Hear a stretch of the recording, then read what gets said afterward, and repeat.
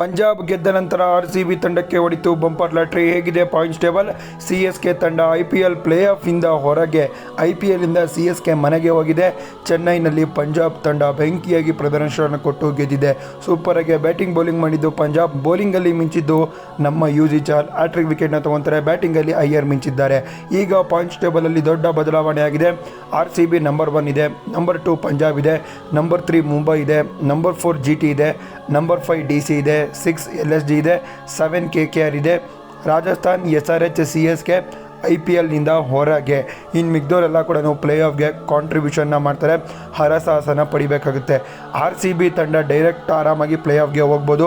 ನಾವು 10ರಲ್ಲಿ 7 ಮ್ಯಾಚ್ನ ಗೆದ್ದಿದ್ದೀವಿ. ಯಾರೂ ಕೂಡ 7 ಮ್ಯಾಚ್ ಇನ್ನೂ ಕೂಡ ಗೆದ್ದಿಲ್ಲ. GT, ಡೆಲ್ಲಿ, ಮುಂಬೈ ಇನ್ನೊಂದೇ ಒಂದು ಪಂದ್ಯವನ್ನು ಸೋತರೆ RCB ತಂಡ ಆರಾಮಾಗಿ ನಂಬರ್ 1 ಪೊಸಿಷನಲ್ಲಿ IPL ಪ್ಲೇ ಆಫ್ಗೆ ಕ್ವಾಲಿಫೈ ಆಗುತ್ತೆ. ಪಂಜಾಬ್ ತಂಡ ಕೂಡ ಒಳ್ಳೆಯ ಪರಿಶ್ರಮನ ಹಾಕಿದ್ದಾರೆ. 10ರಲ್ಲಿ 6 ಗೆದ್ದಿದ್ದಾರೆ, 3 ಸೋತಿದ್ದಾರೆ, 1 ಮ್ಯಾಚ್ ಮಳೆಯಿಂದ ರದ್ದು ಕೂಡ ಆಗಿದೆ.